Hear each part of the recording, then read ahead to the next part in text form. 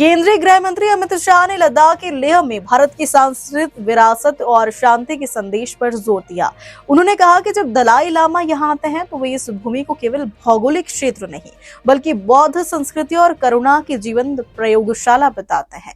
अमित शाह ने कहा कि इस भूमि पर ज्ञान को सदियों से संरक्षित किया है। उन्होंने यह भी कहा कि भारत की सभ्यता हजारों वर्षों से दुनिया को शांति का संदेश देती रही है। गृह मंत्री का यह बयान लद्दाख की सांस्कृतिक और आध्यात्मिक पहचान को दर्शाता है। अमित शाह ने दलाई लामा के उस कथन का उल्लेख किया जिसमें उन्होंने लद्दाख को बौद्ध संस्कृति और करुणा की जीवंत प्रयोगशाला बताया है। उन्होंने कहा कि यह भूमि सदियों से ज्ञान, साधना और मानवता के मूल्यों को संजोकर रखने का कार्य करती रही है। गृह मंत्री ने कहा कि भारत की सभ्यता की सबसे बड़ी विशेषता यह रही है कि उसने हमेशा विश्व को शांति, सह-अस्तित्व और भाईचारे का संदेश दिया है। उन्होंने जोर देकर कहा कि आज के वैश्विक परिदृश्य में जब दुनिया कई तरह के संघर्षों और चुनौतियों का सामना कर रही है, ऐसे में भारत का यह संदेश और भी प्रासंगिक हो जाता है। अमित शाह ने कहा कि लद्दाख जैसे क्षेत्र इस संदेश को जीवंत रूप से प्रस्तुत करते हैं, जहां विविधता के बीच एकता और शांति का वातावरण देखने को मिलता है। उन्होंने यह भी कहा कि केंद्र सरकार लद्दाख के समग्र विकास के लिए लगातार प्रयास कर रही है, जिसमें बुनियादी ढांचे का विकास, पर्यटन को बढ़ावा और स्थानीय संस्कृति का संरक्षण शामिल है। अमित शाह ने कहा कि विकास के साथ साथ इस क्षेत्र की सांस्कृतिक पहचान को बनाए रखना भी उतना ही जरूरी है। उन्होंने स्थानीय लोगों की परंपराओं, रीति रिवाजों और जीवन शैली की सराहना करते हुए कहा कि यही चीजें लद्दाख को विशेष बनाती हैं। ज्ञान का संरक्षण भी हुआ, ये भूमि पर ज्ञान का संवर्धन भी हुआ।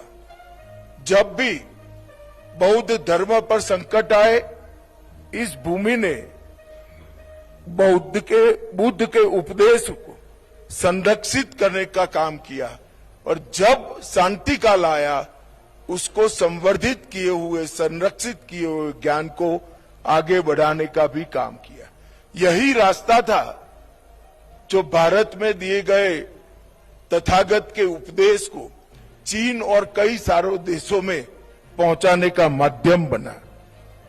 हम लद्दाख की आध्यात्मिक पहचान 4 प्रमुख परंपराओं से बनी है: निंगमा, काग्यू, शाक्य और गेलुक।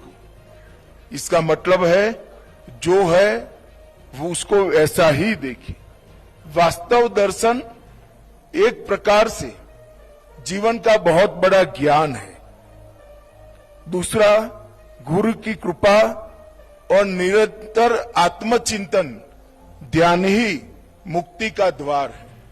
क्योंकि गुरु की कृपा से ज्ञान प्राप्त तो होता है, परंतु ज्ञान को आत्मसात करने के लिए ध्यान से इसको अपने साथ आत्मसात नहीं करते हैं तो मुक्ति संभव नहीं है।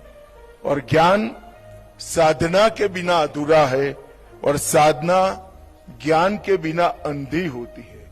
तो साधना और ज्ञान का मिलन ही सही रास्ता है।